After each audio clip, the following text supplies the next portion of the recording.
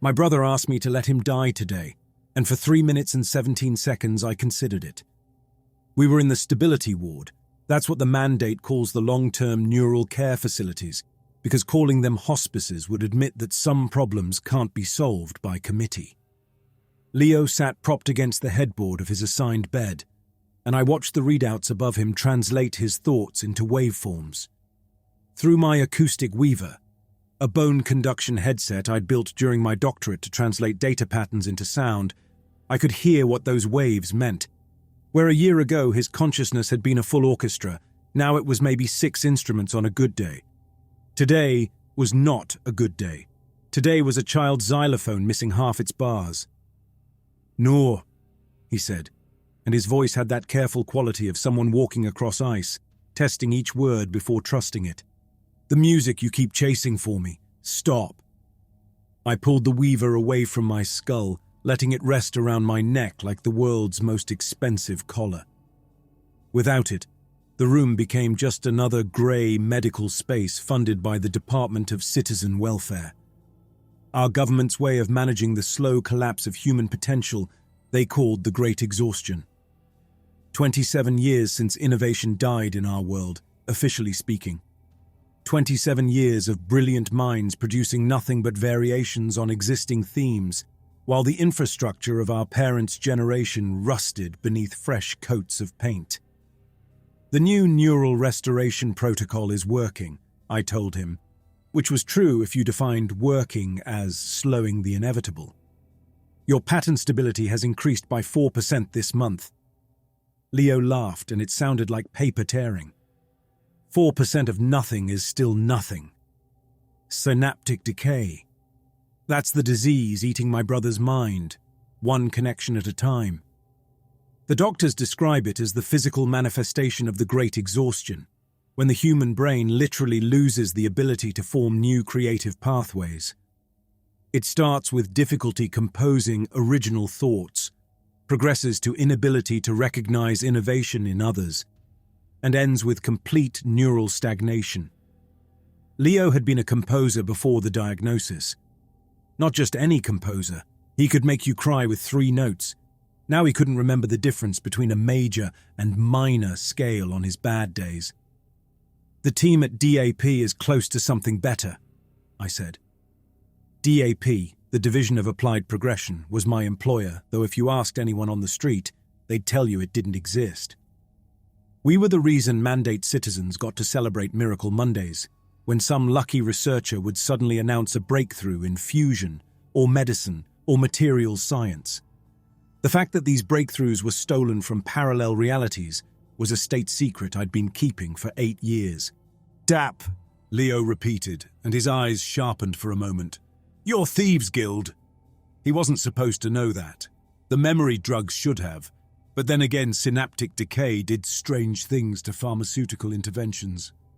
I kept my face neutral, a skill I'd perfected during my first year as a harvester. That's what we called ourselves. Those of us who jumped between realities to steal the innovations our world could no longer produce. We weren't spies or soldiers. We were academics with flexible ethics and the ability to navigate the multiverse's biggest library without a card. "You know what I realized yesterday?" Leo continued, his hand finding mine. His fingers were cold, always cold now. "Every treatment you've brought me, every miracle cure, someone else invented it. Someone else had the spark. We're just the echo." My phone buzzed against my hip. The pattern, 3 long, 2 short, meant only one thing: convergence window. I pulled it out and read the encrypted message. Axiom 7, neurological breakthrough, T-6 hours. Axiom 7. I knew that designation. A reality with pre-industrial technology, but a sophisticated understanding of consciousness that made our best neuroscientists look like children with crayons. If they were approaching a breakthrough, it would be exactly what Leo needed. "I have to go," I said. "Another emergency," Leo said. "Another miracle to steal so we can pretend we're still capable of creation." "It's not stealing," I said, the words automatic as breathing. "It's transcription. These discoveries exist across infinite realities. We're just..." You're just taking them from people who actually made them." His voice was fading now, the brief clarity dissolving back into fog. "Let me go, Noor. Stop feeding me other people's genius. Let me fade with whatever dignity I have left."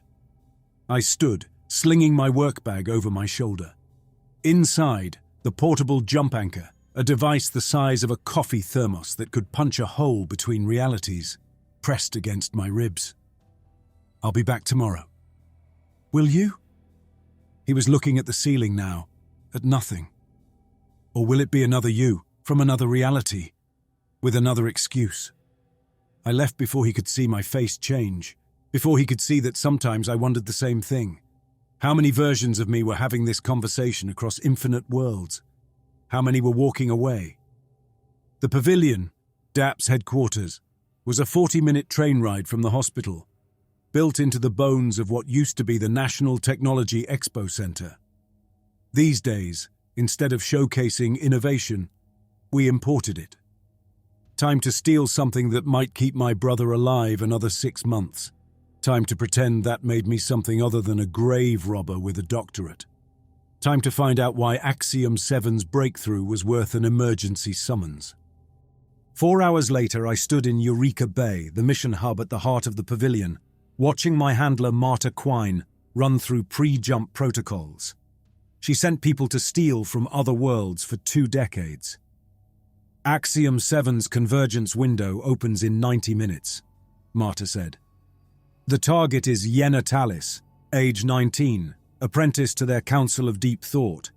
She's about to solve the consciousness interruption problem. The consciousness interruption problem. The question of how to restart neural patterns after complete cessation without losing the original personality structure. Every reality with advanced neuroscience had been scratching at this door for decades. If this girl was about to kick it open, her discovery would be worth more than everything we'd harvested this year combined. "Why the emergency timing?" I asked, pulling on my field suit, a temperature-regulating bodysuit that would help me blend into Axiom 7's pre-industrial environment. Convergence windows usually give us days of warning. "Because someone else noticed it too," Marta said. "The forecast algorithms picked up parallel interest signatures. Could be natural overlap. Could be another reality's harvesting program. Either way, we need you there first." I strapped the jump anchor to my chest beneath the field suit and checked my equipment. Neural recorder to capture the breakthrough. Mimetic PPE, a chemical cocktail I'd inject before the jump to protect my mind from dangerous idea pathogens that could rewrite my thinking. And the Eureka stabilizer, a device that looked like a simple metal rod, but could lock a discovery in place by forcing the discovering mind to complete the thought at any cost. I'd used a stabilizer 3 times in my career, and each time I'd watched brilliance burn out behind young eyes as their minds completed the equation, and then stopped. The discovery survived. The discoverer became something between alive and dead, breathing, but never thinking another original thought. "Dax requested this assignment," Marta added. "I overruled him. Dax Kuroda, my colleague who thought empathy was inefficiency and treated harvesting like strip mining. He would have used the stabilizer without hesitation, probably before even confirming the discovery was worth it. "Thanks," I said, though we both knew why she'd chosen me. My acoustic weaver let me identify the exact moment of breakthrough with precision Dax couldn't match. I'd know when Yenna was closest to her Eureka, when her mind was primed, but not quite there. That's when the stabilizer would work best, forcing her brain to complete the journey it had already begun. I fitted the weaver against my skull and immediately heard Eureka Bay's data streams, network traffic, environmental controls, the jump anchor's charging cycle. Each system had its own pitch and rhythm, creating a composition I'd learned to read like sheet music. "Jump in T-30 seconds, Marta announced. I closed my eyes and translated what I knew of Axiom 7 into sound. A world without electricity, where understanding of consciousness had developed through meditation and group cognition exercises. They believed thoughts were communal property, shared across minds like air across lungs. "Remember," Marta said, "full documentation takes priority. We need every detail of her methodology." The jump anchor activated, and reality twisted sideways. I materialized in a forest of towering white trees, Axiom, Seven's sacred groves, where their council of deep thought conducted their work. Through my weaver, I could already hear dozens of minds in synchronized meditation, their consciousness patterns harmonizing into something greater than the sum of their parts. And at the center, one voice rising above the others, young, clear, and about to reshape everything we understood about the brain. Yenatalis sat cross-legged on a platform of woven branches, her eyes closed, surrounded by senior counselors. She was small, maybe 5 feet, with the kind of focused stillness that made the air around her seem more solid. The counselors hummed in unison, creating a resonance field that amplified her thoughts. Through my weaver, I heard her mind approaching the solution. She was so close, maybe 10 minutes from breakthrough. Her thoughts moved like a melody building toward resolution, each concept flowing into the next with inevitable logic. I crept closer, the neural recorder warming against my ribs as it began capturing the thought patterns. The solution was elegant. She'd realized that consciousness wasn't a single stream, but a braid of parallel processes that could be individually paused and restarted in sequence. The key was identifying the correct order, which she was about to know. Something was wrong. Through the weaver, I heard another pattern underneath Yenna's thoughts. A second harmony, perfectly synchronized but impossible to source. It was like listening to a violin duet where one player was invisible. I pulled out my decoherence scanner, a device that detected the energy signatures left by reality jumps. Every harvester left these scars, unavoidable traces of our presence. The scanner should have shown my own signature, fresh and jagged. Instead, it showed 2 signatures. Mine, but also something else. Smooth. Like someone had jumped here without actually breaking reality's skin. The signature was 3 days old. Someone had been here before me. Someone whose technology made our jump anchors look like stone tools. They'd observed this same ritual, possibly multiple times, and left almost no trace. But if they'd already harvested this discovery, why was Yenna still approaching it? Yenna gasped, her eyes snapping open. Through the weaver, I heard her mind crystallize around the solution. She had it, the complete methodology for consciousness interruption and restoration. I had seconds to decide. Use the stabilizer and lock the discovery in place, destroying her mind in the process. Or let her complete the thought naturally and risk losing the harvest entirely. The stabilizer was in my hand. One touch to her temple and the discovery would be ours. One touch and this brilliant 19-year-old would become another casualty of our world's hunger for innovation we couldn't create ourselves. Leo's dying brain. Yenna's living one. The equation was simple and terrible. I moved toward her, stabilizer extended when the weaver caught something else.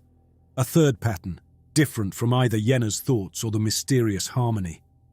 This one was observing me, watching me decide. Someone else was here, right now. Close enough to monitor but impossible to see. Yenna began to speak, articulating her discovery to the council. Each word was precious data the neural recorder captured. But through the weaver, I heard her mind already beginning to fragment. The discovery was too large, too complex for a single consciousness to hold without support. Without stabilization, she'd have the breakthrough for maybe 30 seconds before it dissolved back into component ideas. The invisible observer's attention pressed against my awareness like heat from a fire I couldn't see. I touched the stabilizer to Yenna's temple. The stabilizer completed its work in 4 seconds.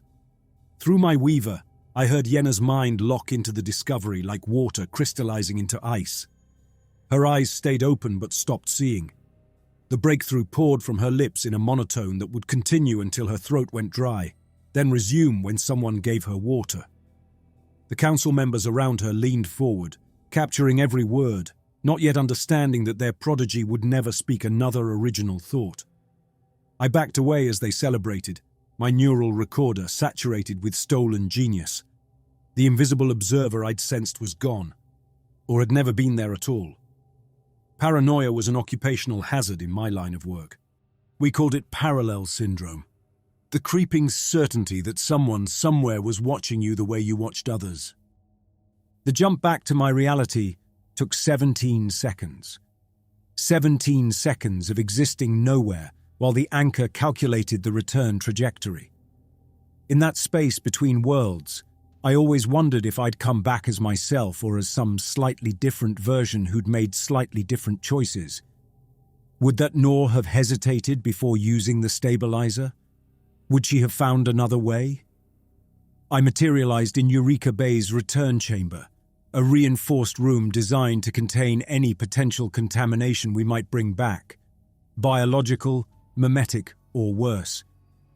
The decontamination sequence ran automatically while I peeled off the field suit and tried not to think about Yenna speaking her discovery to an empty room.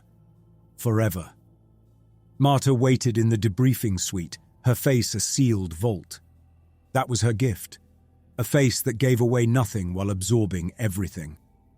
She'd been recruiting harvesters when I was still writing my dissertation on data harmonics. "Initial scan shows a complete capture," she said, gesturing for me to sit. "The replication team is already working on implementation protocols." The replication team, our engineers who translated stolen knowledge into something that looked homegrown. They'd take Yenna's breakthrough, dress it up in familiar terminology, and feed it to one of our tame researchers who'd announce it as their own discovery next Miracle Monday. There was something else there, I said. Another signature. Clean, almost invisible. Someone had been observing that same ritual 3 days before me. Marta's fingers moved across her tablet, pulling up my mission data. "I see your signature. Decoherence level within normal parameters. No secondary traces registered." I had to look specifically for it. Whatever left it was using technology we don't have. The signature was like... I struggled for words that would make sense. Through my weaver, still warm against my neck, I could hear the ghost of it in my memory. Like someone wrote a song in frequencies we can't normally perceive. "Parallel syndrome," Marta said. "You've completed 43 jumps in 8 years. That's more than most harvesters manage in a lifetime. The mind starts seeing patterns that aren't there." She pulled up the neural recording on her screen, streams of data representing Yenna's consciousness at the moment of breakthrough. "Let's focus on what we actually have. The consciousness interruption solution appears complete. This could change everything for the synaptic decay cases." For Leo. She didn't say it, but we both knew why this mission had been flagged for me specifically. "Run the full analysis," I said. "Every bit of data from that recording." While Marta worked, I watched the visualization of Yenna's discovery bloom across the screen. The solution was elegant, consciousness as a braid that could be unraveled and rewoven without losing its essential pattern. But as the analysis progressed, gaps began appearing. Critical transitions in the logic that should have been there simply weren't. "That's not possible," Marta muttered, running the analysis again. Same result. The discovery was brilliant but incomplete, like a symphony missing every third note. 23% of the theoretical framework is absent, she said. "The portions we have are perfect, but without the missing elements, implementation is impossible." "Surgical," I said. "Someone extracted exactly what they needed to cripple the discovery without destroying it entirely. Recording error, or the stabilizer interaction caused data corruption." Marta's tone suggested she didn't fully believe either explanation. "We'll need to schedule another harvest when the window reopens." "The window won't reopen. I burned out the source." Yenna would never have another original thought, which meant this particular breakthrough was gone forever. "Has Dax reported anything similar?" "Dax's missions are classified at his level, same as yours." Marta stood, closing the files. "Get some rest. Full debrief tomorrow at 0800. I left the pavilion as the sun set over the city, painting the century-old towers in gold that couldn't hide their decay. The maglev trains ran on schedule thanks to a control algorithm we'd stolen from Reality Sage 4. The Biodome food centers stayed productive using cultivation methods from Eden 9.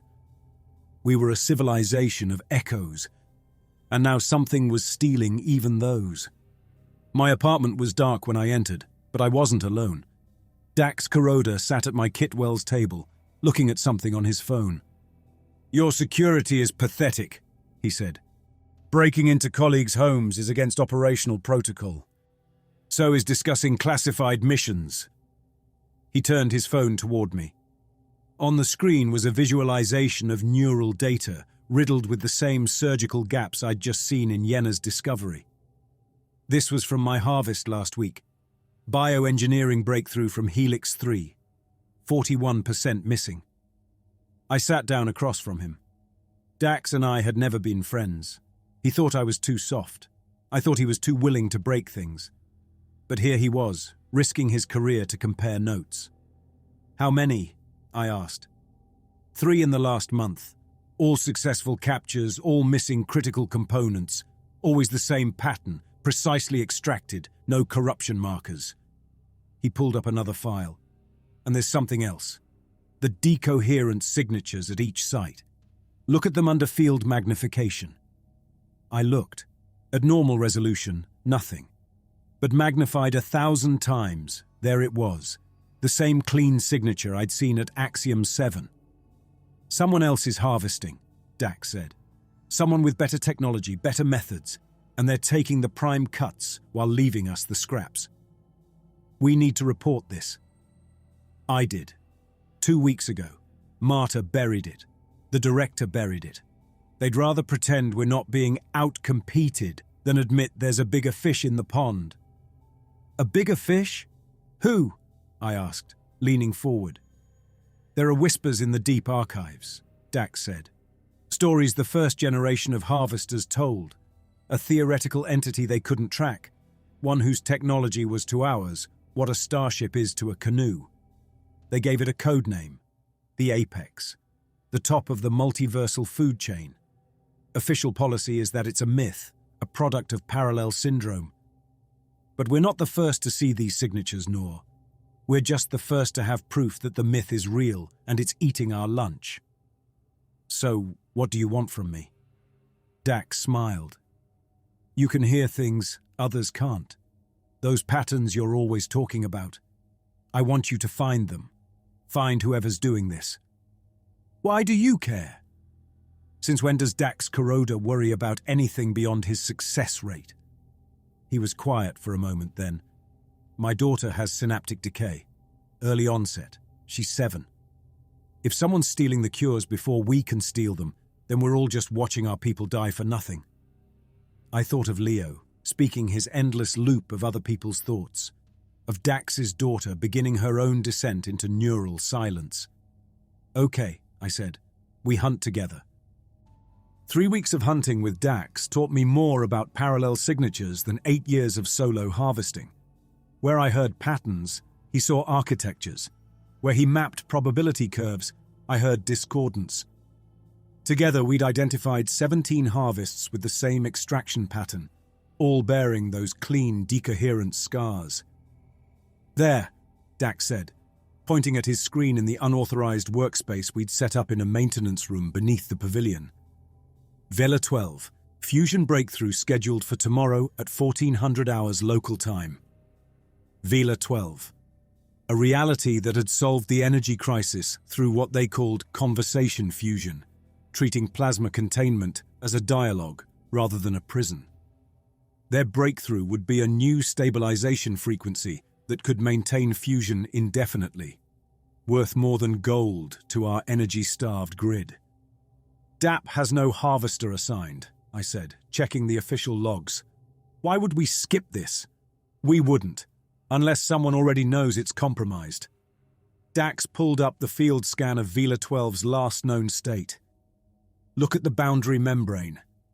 Through my weaver, I translated the data into sound. The normal reality boundary should have produced a steady tone, like a tuning fork. Instead, I heard a subtle warble, a variation so slight I would have missed it without specifically listening. "Someone's already there," I said. "They've been there for—" I calculated the pattern's degradation rate. 6 hours. A standard harvest takes 30 minutes, maybe an hour for complex captures, Dax said. What needs 6 hours? We looked at each other, the same thought forming. We needed to see this ourselves. Unauthorized jump is immediate termination, Dax said, already reaching for his equipment. So is letting humanity die, because we were too afraid to look. We jumped using Dax's anchor. He'd modified it for dual transport, though the experience was like being folded into origami made of nausea. We materialized in Vela 12's capital city, inside what their reality called a synthesis lab, where their plasma physicists worked. The lab was empty except for one scientist at a containment chamber, making final adjustments to the fusion core. Dr. Benedict Carlyle, according to the identification badge on his coat. Through my weaver, I heard his mind approaching the breakthrough, maybe 20 minutes away. But underneath his thoughts, I heard that other presence. The same invisible harmony from Axiom 7, but stronger now. "Northwest corner," Dax whispered, studying his scanner. The signatures concentrated there. We moved carefully through the lab, past containment chambers where miniature stars burned in magnetic bottles. The northwest corner held nothing but an observation terminal and an emergency shower. Yet the decoherent signature was overwhelming, like standing next to a speaker playing music beyond human hearing. Then the air shifted. Not wind, something more fundamental. The space in front of us developed a quality of depth that hadn't been there before, like looking into water and suddenly seeing the bottom. A figure materialized, human in shape but different in every detail that mattered. Too tall by a foot, joints that bent in too many places, and a face that kept slipping out of focus as if my brain couldn't quite process what I was seeing. It wore something that wasn't quite clothing, more like solidified shadow that moved independently of any light source. The apex had to be. It didn't notice us or didn't care. Its attention was fixed on Dr. Carlyle, who continued working, oblivious. The apex held something, a device. Through my weaver, I heard what it was doing. Not stealing, implanting. It was threading something into the breakthrough itself, a resonance pattern that would become part of the discovery's fundamental structure. 3 years, I whispered, understanding flooding through me. The pattern has a 3-year decay cycle. Dax looked at me, not understanding. It's not just stealing the discovery, I explained. It's poisoning it. The fusion reactors will work perfectly for 3 years, then fail catastrophically. And because the poison is woven into the discovery itself, everyone who implements it and every reality that steals it will experience the same failure. The apex moved to Dr. Carlyle, passing through the space between them like water flowing around a stone.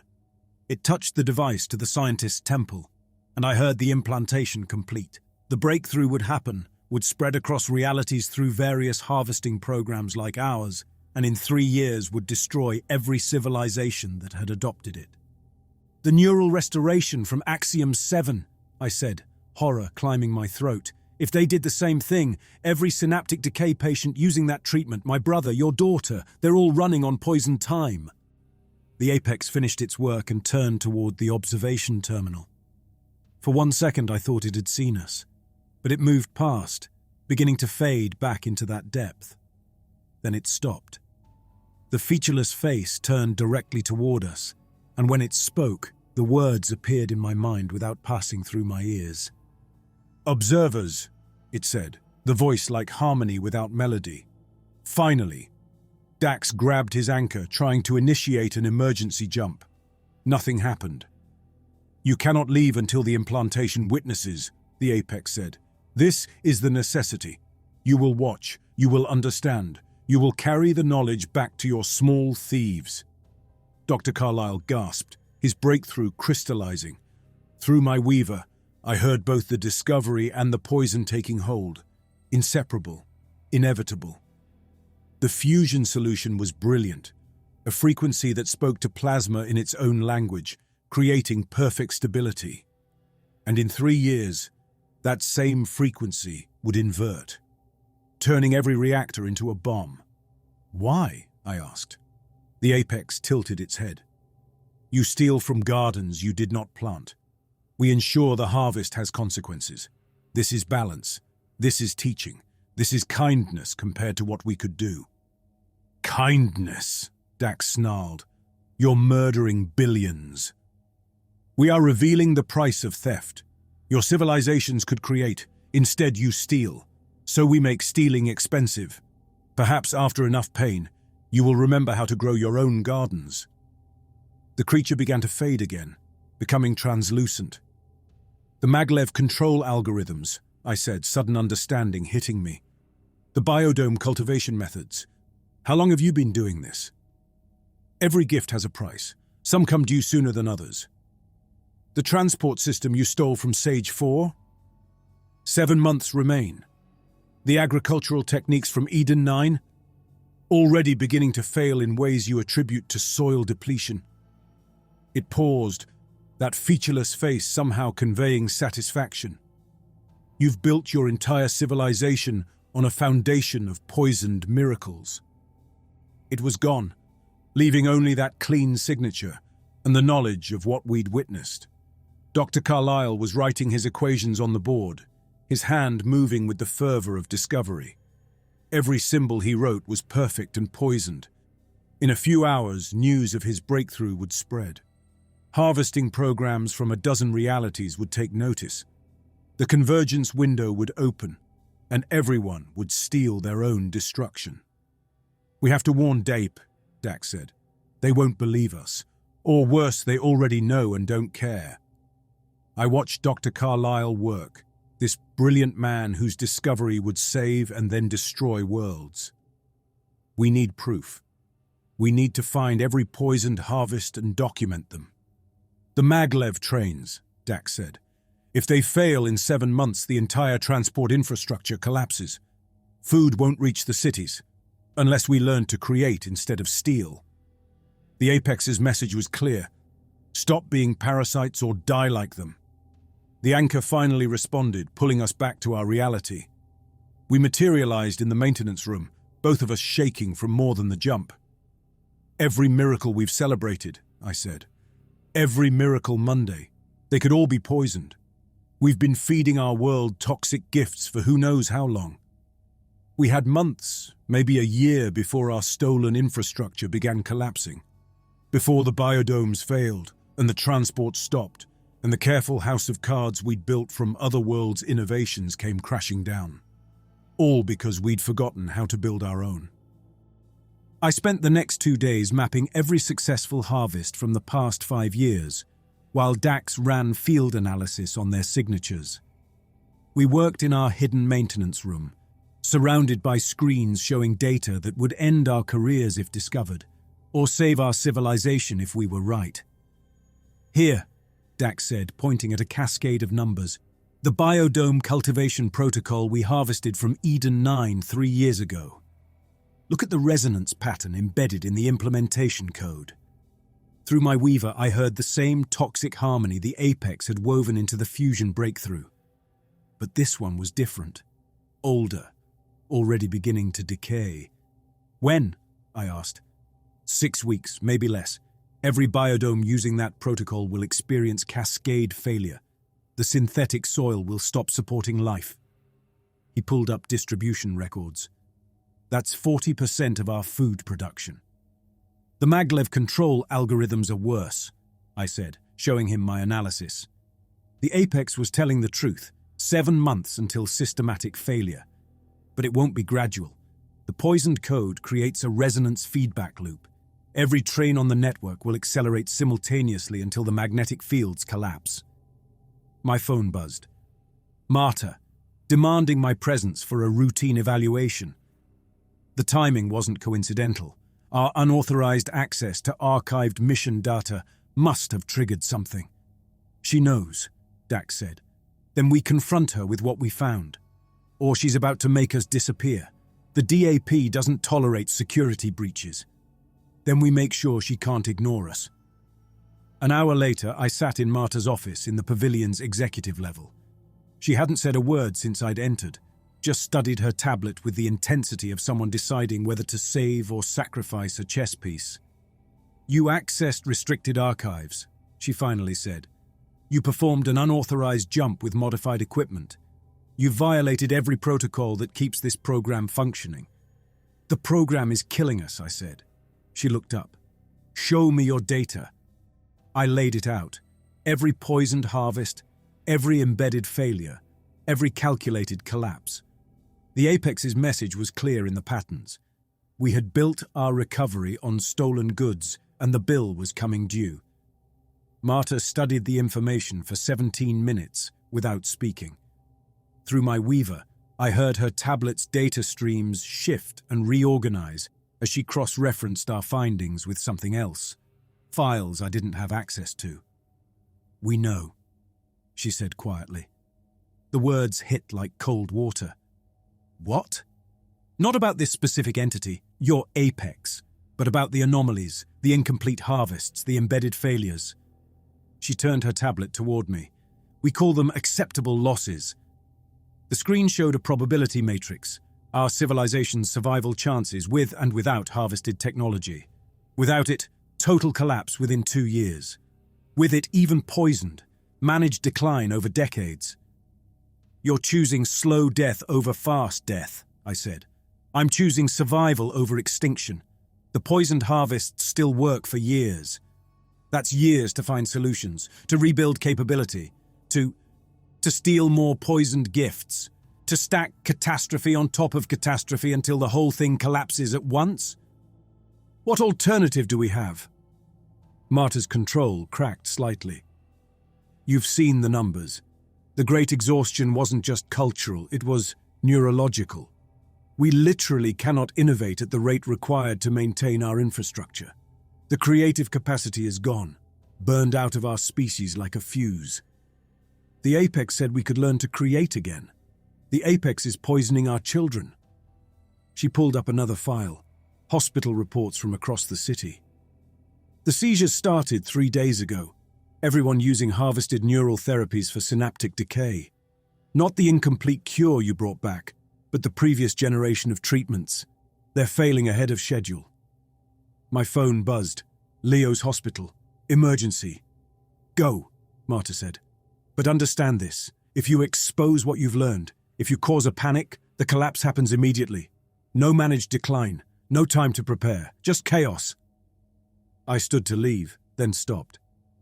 "You said we can't innovate, but that's not true, is it? We just choose not to because stealing is easier." "No," Marta said. "We choose not to because the last time we tried to push past our limits, we created the great exhaustion.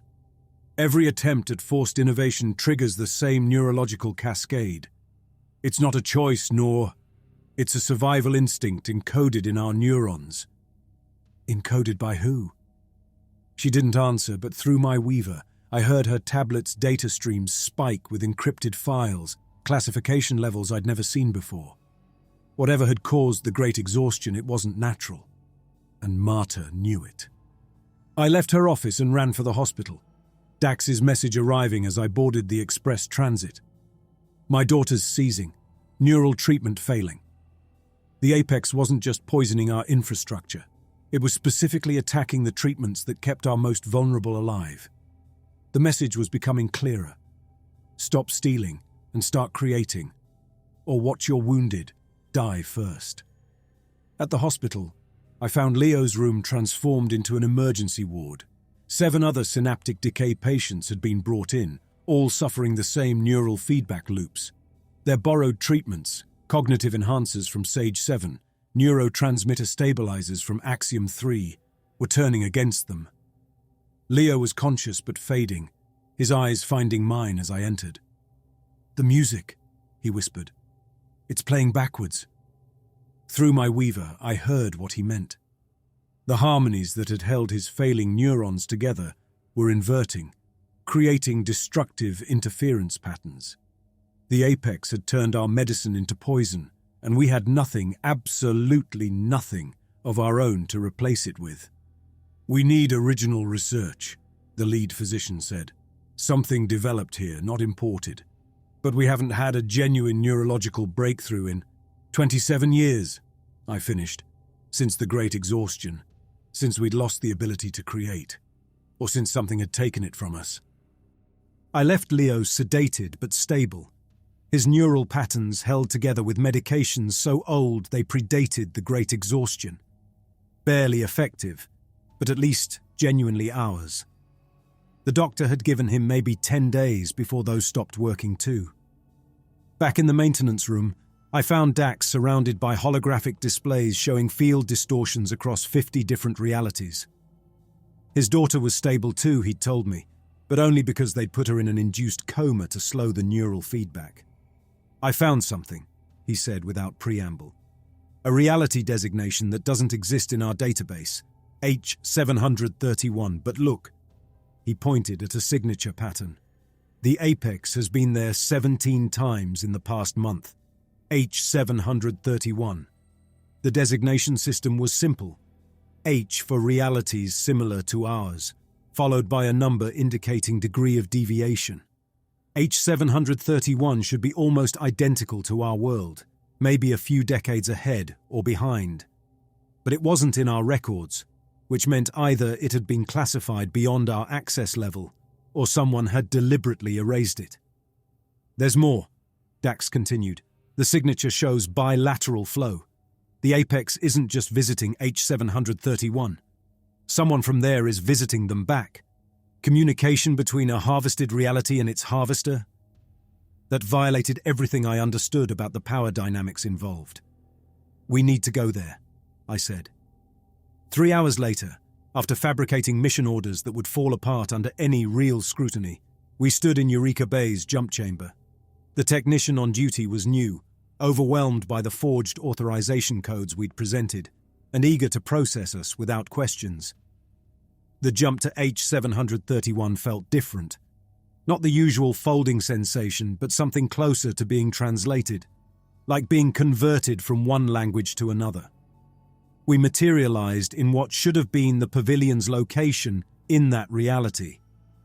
But instead of a repurposed expo center, we stood in an open field. Wildflowers grew where Eureka Bay should have been. In the distance, a city sprawled. Not the managed decline of our world, but something rawer, more chaotic. "Movement," Dax said, checking his scanner. "Someone's coming, fast." She emerged from the flower field like she'd been waiting. A woman in her late 30s wearing patched clothing that had been repaired with obvious care. Her face made me step back. It was my face. Older by maybe a year or two, with scars I didn't have, but unmistakably me. "Finally," the other Nor said. "I was wondering when you'd trace them here." She spoke with my voice, but different cadences, like a familiar song in a different key. Through my weaver, I heard something extraordinary. Her mind wasn't just active, it was creating. New patterns, original thoughts, actual innovation happening in real time. "You refused the harvesting program," I said. "I refused to be a thief," she corrected. "When our Great Exhaustion hit, yes, we had one too, the government created the same solution. The division of applied progression, reality jumping, intellectual asset harvesting. They recruited me for the same reasons they recruited you. I could hear the patterns." "But you said no?" "I said yes, at first. Just like you. My brother had synaptic decay too." She paused. "His name was Leo. He died 7 years ago, not from the disease. From a treatment I stole from Reality Axiom 7. The same one you harvested, I'm betting. Only I was too late to realize it had been tampered with." "The apex," Dax said. "Is that what you call them?" "We just call them farmers, because that's what they are. They cultivate realities like crop fields, letting us grow just enough to be worth harvesting, then poisoning the harvest to keep us from growing too strong." She led us through the field toward a structure I hadn't noticed, a laboratory built from salvaged materials. Inside, dozens of people worked at handmade equipment. "After Leo died, I went hunting, just like you. Other Nor continued. Found the patterns, tracked the signatures, eventually made contact. And they made me an offer. She pulled up a display showing our two realities side by side, signatures overlapping. They offered to make me their local representative. I would choose what got harvested and what stayed protected. I would guide which realities suffered and which thrived. In exchange, H731 would be left alone to develop naturally. No poisoned gifts, no stolen innovations, just genuine growth, slow but real. You refused, I said. I countered. I told them I'd expose everything. Their existence, their methods, the poisoned harvests. They said I could try, but who would believe me? And even if they did, what could we do about it? We can't fight them. We can't match their technology. We can't even properly perceive them half the time. So what did you do? I chose honesty. She gestured at the lab around us. I leaked everything. The jump technology, the harvesting program, all of it. Told everyone the truth about where our miracles came from. The government fell in 3 days. The infrastructure collapsed in a month. 60% mortality in the first year. 60%. I thought of our cities, our careful rationing, our managed decline. 60% would mean billions dead. But, Other Nor continued, the survivors started creating again. Look. She pulled up data streams showing innovation metrics. It's slow, painful, full of failures, but it's ours. Every breakthrough, every small discovery, genuinely ours. The apex doesn't poison what we create ourselves. They only punish theft. The great exhaustion, I said. It wasn't natural. They caused it. No, Other Nor said. We caused it. By stealing so successfully that we forgot how to create. The neural patterns of innovation literally atrophied from disuse. The apex just ensured we'd stay that way by making theft seem like the only option. Through my weaver, I heard the truth in her words. The great exhaustion was a scar, but it was our scar, earned through our own choices. They're coming back tomorrow, Other Nor said. The farmers, they're getting impatient with the other realities that won't stop stealing. Other realities like ours, Dax said. They're going to make an example soon. One reality completely drained, left as a warning to the others, unless someone accepts their offer and helps them manage the harvest more efficiently. She looked directly at me. They know about you, the Nor who can hear the patterns better than anyone. You're their ideal candidate. Maybe you'll make a different choice than I did. Maybe you'll find a third option. She handed me a data pad. These are the real numbers, not the sanitized projections your DAP shows you, but what actually happens when a reality goes cold turkey from stolen innovation. The numbers were worse than Marta's worst-case scenarios. Without the poisoned gifts, our reality would last 6 months, maybe 8. But with them, we were already dead. We just didn't know it yet. There's one more thing, Other Nor said. The apex didn't evolve naturally. They were created by realities like ours, desperate to protect themselves from other harvesters. We made our own predators, and now they're farming us. The irony was perfect and terrible. We'd created the very thing that now held us captive. Our own cleverness turned against us. Your jump window closes in 3 minutes, Other Nor said. Go back, prepare, because tomorrow they're going to contact you directly, and you'll have to choose, become their shepherd or watch your flock die. We jumped back to our reality with 3 minutes to spare, materializing in Eureka Bay to find chaos. Technicians ran between stations shouting about containment failures and cascade collapses. What happened? Dax grabbed the nearest engineer. The biodomes, he said. The Eden 9 cultivation protocol. It failed. All of them, simultaneously. The apex had accelerated their timeline, moving from warning to execution. Through my weaver, I heard the data streams from 40 biodome facilities across the city, each one singing the same death song as synthetic soil turned to useless powder. Marta's voice cut through the chaos over the intercom. All harvesters report to briefing immediately. We're implementing Emergency Protocol 7. Protocol 7 meant simultaneous multi-reality harvesting, a desperate smash-and-grab operation to steal any agricultural technology that might replace our failed systems. It was exactly the kind of theft the Apex had warned us against. In the briefing room, 12 harvesters gathered, including Dax and myself. Marta stood at the front, her face carved from stone. We have 72 hours before food riots begin. The Council has authorized unlimited harvesting. No safety protocols, no reconnaissance, no limits. Get anything that might work. Seeds, formulas, techniques. We'll sort out translation issues later. That's mass piracy, someone said. The contamination risks alone. Would you prefer starvation? Marta pulled up a map showing reality designations. Each of you takes 3 targets. Convergence windows are being forced open using resonance bombardment. Resonance bombardment. Literally hammering at reality's walls until they cracked. It was violent, unstable, and left massive decoherent scars.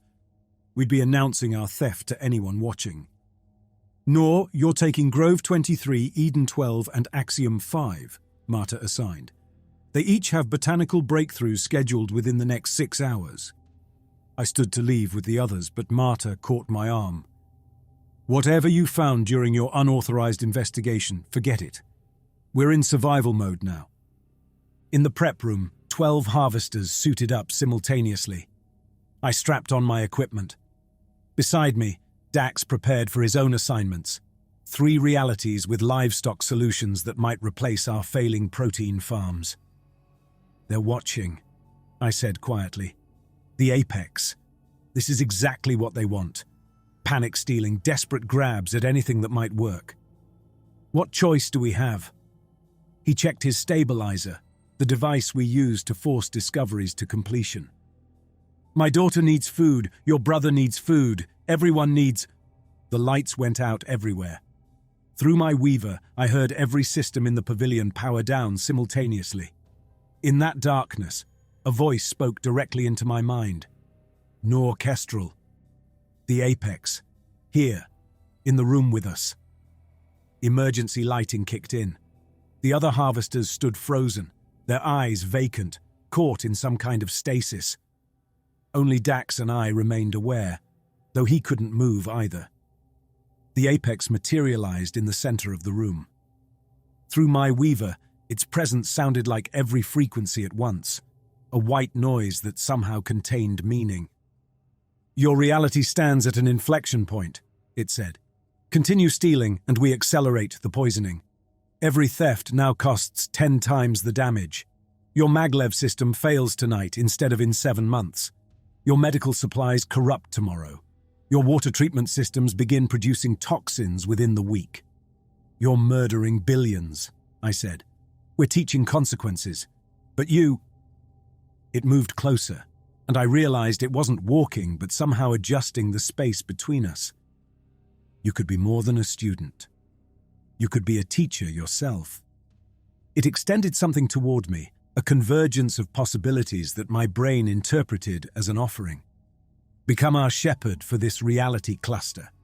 You would choose which innovations get harvested, which realities contribute, which survive intact. In exchange, we provide genuine solutions for your immediate crises. Clean agriculture, stable transport, and yes, a real cure for synaptic decay. A cure? The words escaped before I could stop them. Complete neural restoration, created specifically for your species by intelligences that understand consciousness at levels you won't achieve for millennia. Your brother would not just survive, he would surpass his original capacity. Through my weaver, I heard the truth in its offer. This wasn't a trap or trick. The cure would be real. Leo would live, truly live, not just exist in managed decline. And in return? You help us optimize the harvest. Your reality survives as our administrative hub. Others feed it through managed contribution. Some realities sacrifice more, some less, based on your judgment. You would hold the power to save worlds or drain them. The harvesting will happen regardless. Your kind has proven incapable of stopping. We offer management instead of devastation." It gestured, and suddenly I could see probability streams showing thousands of realities.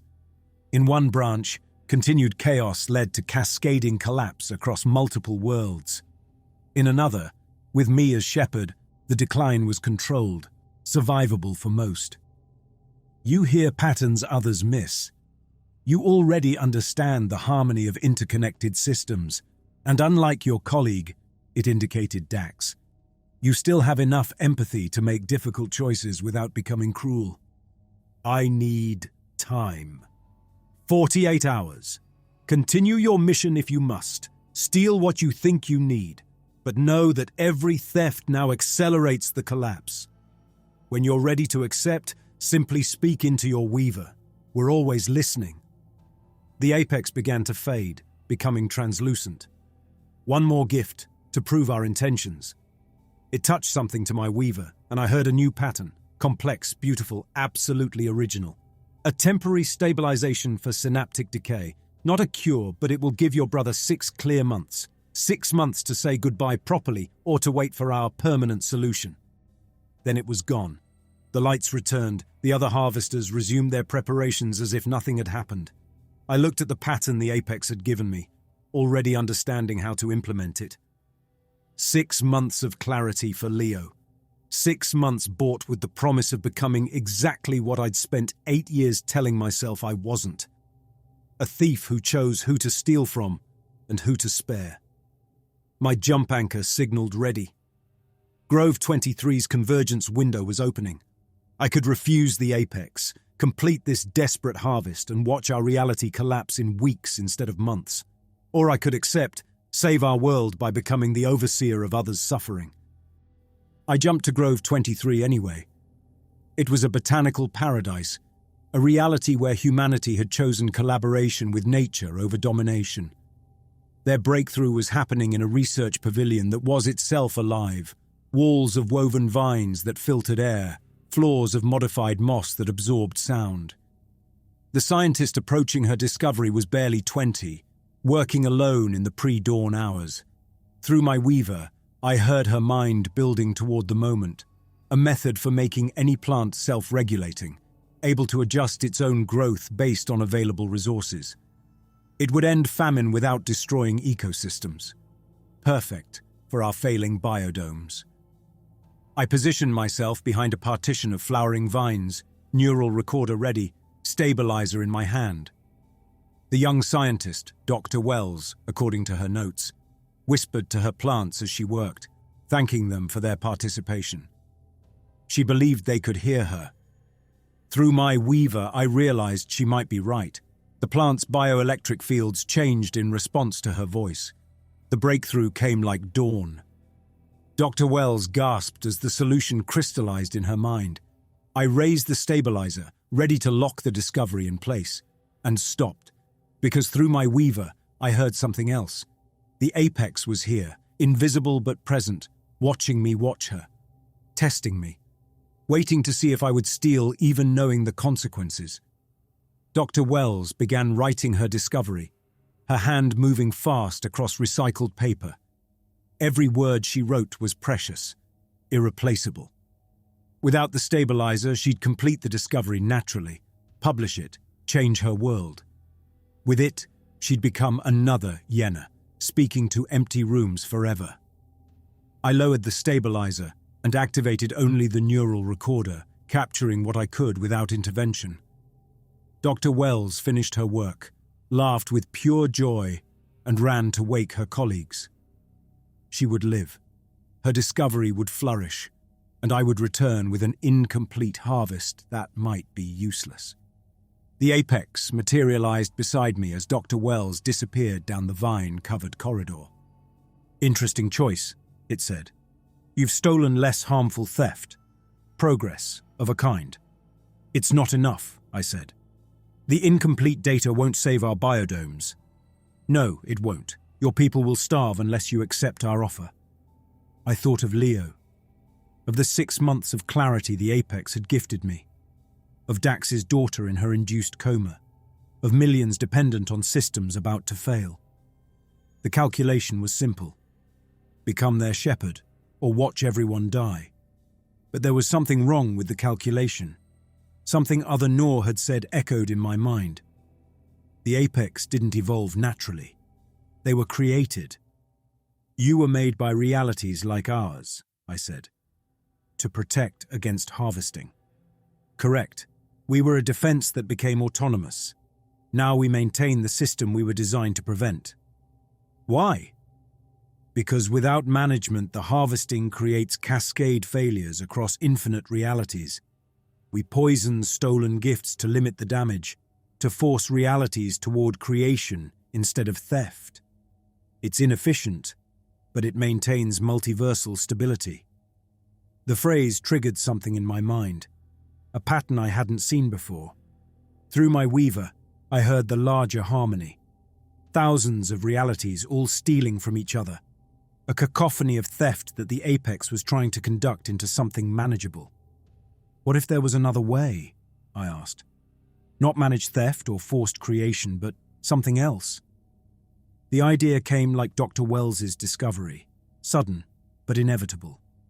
A virus, not biological but mimetic, something that makes stolen knowledge impossible to implement without attribution. The apex's featureless face somehow conveyed interest. Explain. Every stolen discovery would carry a marker, a psychological imperative embedded in the knowledge itself. Anyone trying to use it would be compelled to acknowledge its source, to credit the original creator. Not just the scientist, but the reality itself. Full transparency. It would force collaboration, real exchange instead of theft. Realities trading discoveries openly, building on each other's work with permission and credit. Through my weaver, I heard the apex processing this, running probability calculations I couldn't follow. Such a virus would need to be embedded at the quantum level of information itself. It would require capabilities you don't possess. But you do. Silence stretched between us. Then, you're proposing we help you create something that would end the very system we manage. I'm proposing we create something that would make management unnecessary. No more poisoned gifts, no more shepherds choosing who lives and dies, just truth. And if realities refuse, if they choose isolation over collaboration, then they create for themselves or fade naturally. Their choice, not yours or mine. The apex moved closer, and I felt that sense of depth again, like looking into infinite space. This virus would need a carrier, someone to embed it in their consciousness and spread it through the quantum foam of the multiverse. The carrier would not survive the distribution intact. You would sacrifice yourself to force honesty on infinite realities. I've been sacrificing others for 8 years. Maybe it's time I took my turn. The apex extended that appendage again, but this time I recognized what it offered. Not just knowledge, but capability, the power to create rather than just steal. 24 hours, it said. We will design the virus together. You will have time to prepare, to say your goodbyes, but once embedded, once you begin jumping to spread it, there's no return. Each jump will fragment your consciousness more until you exist only as the imperative for truth itself. I took what the apex offered, not physically but conceptually, feeling the knowledge integrate with my consciousness. How to build a mimetic virus, how to embed it in the structure of information, how to become less than human and more than memory. I returned to our reality to find the emergency harvest in chaos. Half the harvesters had returned with poisoned discoveries, the other half with incomplete data. The biodomes were failing faster. The maglev system had begun showing instabilities. Marta stood in Eureka Bay, watching civilization's careful management finally collapse into panic. "Where's your harvest?" she demanded when she saw me. I handed her the incomplete recording from Grove 23. "It won't save us." "Then we're dead." "No. We're finally going to live. But first, we have to tell the truth." I spent my first 12 hours writing letters, one for every person who deserved an explanation. For Marta, who'd believed she was saving us through managed decline. For Dax, whose daughter would have to find her own cure now. But the longest letter was for Leo. I wrote it sitting beside his hospital bed while he drifted in and out of consciousness. The apex's temporary stabilization giving him moments of clarity.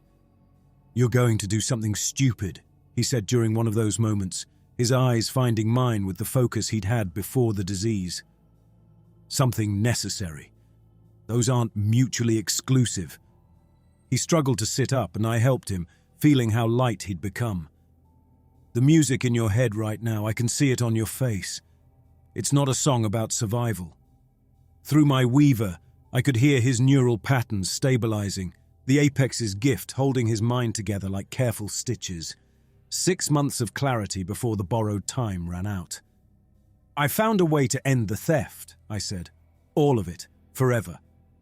But not a way to save us. Maybe, if we remember how to create, how to build things ourselves."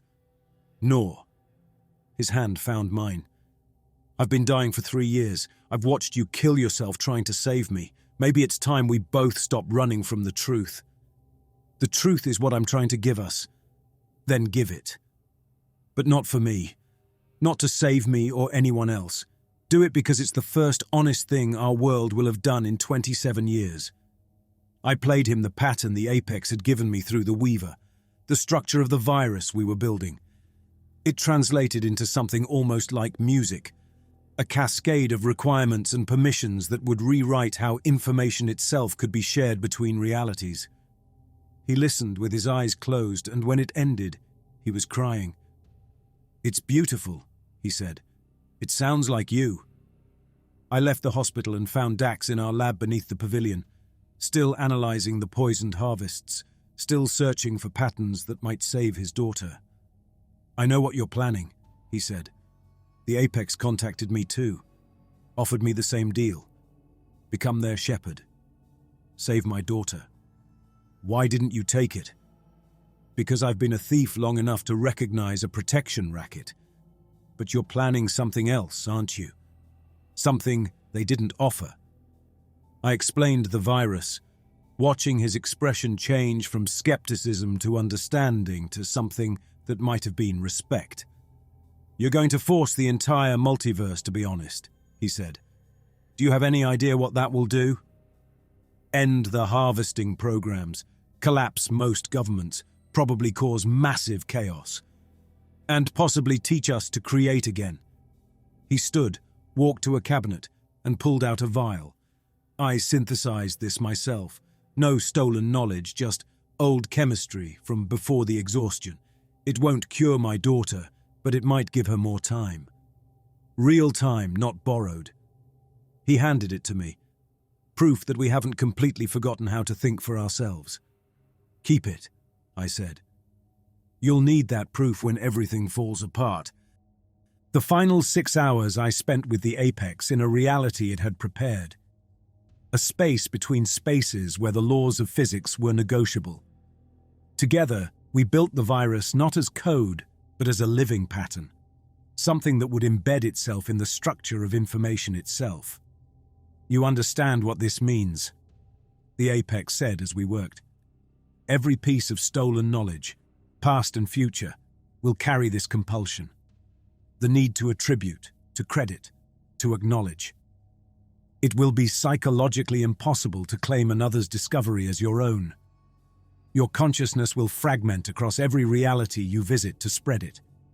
You'll become less yourself with each jump, until you're nothing but the pattern itself, a ghost of intention haunting the multiverse.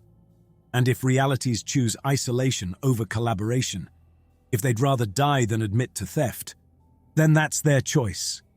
At least it will be honest," I said. The virus took shape between us, visible through my weaver as a complex harmony that folded in on itself infinitely. It was beautiful and terrible. A song that once heard could never be unheard. "There's one more thing," the apex said. "The origin point, your reality, will be the most affected. As the source of the virus, it will experience the compulsion most strongly. Every stolen innovation will reveal itself simultaneously. The chaos will be absolute. I thought of the maglev trains running on stolen algorithms, the biodomes already failing, the medical equipment keeping thousands alive. All of it would be exposed at once, its true origins impossible to hide. They'll have the truth, I said. What they do with it is up to them. Then we begin. The apex touched me, and I felt the virus integrate with my consciousness at the deepest level.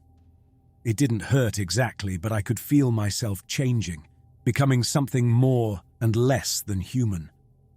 Through my weaver, I heard my own thoughts taking on the virus's harmony, becoming indistinguishable from it. The first jump will be the easiest, the apex said. You'll still be mostly yourself. By the 10th, you'll be fighting to remember your name. By the 100th, you'll exist everywhere, in every act of attribution, every moment of acknowledged truth. I activated my jump anchor, modified by the apex to allow infinite sequential jumps without returning home.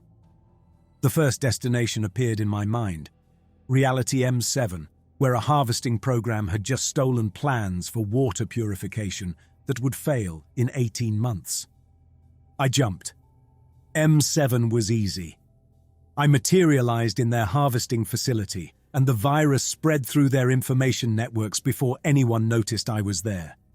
Every piece of stolen data suddenly carried its source, and I heard the panicked shouts as technicians realized their entire database was exposing itself. Jump 2, jump 3. Each time the virus spread, and each time I felt pieces of myself falling away. My memories became fluid. Was it my brother with synaptic decay, or someone else's? Had I worked with someone named Dax, or was that another Noor in another reality? By jump 20, I couldn't remember my last name. By jump 50, I existed more as intention than identity. The virus was me and I was it, spreading through the fabric of space-time like ink through water. I visited realities where harvesting was just beginning and realities where it had already destroyed civilizations. Each one received the same gift, the inability to lie about the source of their knowledge. Some collapsed immediately. Others, surprisingly, began reaching out to the realities they'd stolen from, seeking legitimate collaboration. Jump 100, jump 200. I was barely a whisper of consciousness now, just enough awareness to guide the virus to realities that needed it most. Somewhere around jump 500, I found myself back in H0, my origin point, though I couldn't remember why it mattered. The city was in chaos, every screen, every device, every piece of infrastructure suddenly displaying its true origins. Stolen from Reality K9, harvested from Reality Sage 4, taken without permission from Reality Axiom 7. But through the chaos, I heard something else. In a hospital room, a young man with a dying mind was composing music, original, authentic, entirely his own. In an underground lab, a scientist was synthesizing compounds from first principles, no theft required. I couldn't remember their names, but I knew they mattered. They were the proof that the virus was working, that forced truth could lead to genuine creation. Jump 1000. I was barely anything now, just a pattern propagating itself across infinite realities. But in each one, I left the same gift, the end of comfortable lies, the beginning of uncomfortable truth. Some realities would die from this, others would finally learn to live. As for me, I became what I'd always claimed to be, a transcriber. But instead of stealing symphonies, I made sure everyone could hear where the music really came from. And in the spaces between realities, my consciousness became part of the fundamental structure of knowledge itself. Every time someone in any reality tried to claim another's discovery, they would hear an echo, not quite a voice, not quite music, but something that compelled them to speak the truth. This came from elsewhere. This was created by another. This is not mine, but I can learn from it. It was the first original thing I'd ever made, and it would last forever. In our reality, the collapse was swift but not total. Without lies to cushion the truth, the government fell within days. The DAP was exposed, its harvesters either arrested or fleeing to realities that still accepted them. The stolen infrastructure failed or revealed its poisoned nature. But in the ruins, something unexpected happened. Scientists who hadn't had an original thought in decades suddenly couldn't stop creating. The mental block of the Great Exhaustion shattered when the pressure to produce miracles disappeared. They were small discoveries at first: a slightly more efficient solar cell, a marginally better water filter. But they were real, unpoisoned, entirely human. Leo lived his 6 months fully, teaching music to children in the hospital, showing them how to find their own melodies instead of copying others. When his time ended, he went peacefully, surrounded by original compositions his students had written for him. Dax's daughter woke from her coma to a world without miracle cures, but with honest doctors admitting they didn't have answers yet, and working furiously to find them. Dax himself became one of those researchers, applying his analytical mind to genuine creation for the first time in his career. The compound he'd synthesized, that small proof of independent thought, became the foundation for a treatment that, while not a cure, gave synaptic decay patients years instead of months. Marta surprised everyone by not fleeing. When the DAP fell, she stood before the emergency tribunal and laid out everything: every harvest, every poisoned gift, every calculation that had led them to choose slow death over fast. Then she asked the only question that mattered. Now that you know the truth, what will you do with it? She spent her remaining years teaching, showing a new generation of scientists how to recognize patterns without stealing them, how to learn from other realities' successes without claiming them. The apex vanished after our virus spread, their purpose either fulfilled or transformed into something new. Some realities reported seeing them one last time, no longer managing the harvest, but simply observing, perhaps even creating for the first time in their existence. As for me, I exist in every attribution, every moment of acknowledged truth, every reality that chooses honesty over comfortable lies. I'm the discomfort you feel when tempted to claim another's work. I'm the relief you experience when you give proper credit. I'm the space between theft and creation, where choice lives. Sometimes, in realities where the barriers are thin, someone with the right kind of perception, someone who can hear the patterns, will sense me there. Not as Nor Kestrel, who lived and died and became something else, but as a reminder, we can create. We just have to remember how. We just have to choose to. We just have to stop taking the easy path of theft and walk the harder road of authentic creation. It's not comfortable, it's not efficient, it's often painful and full of failure, but it's ours. And that's the only truth that matters.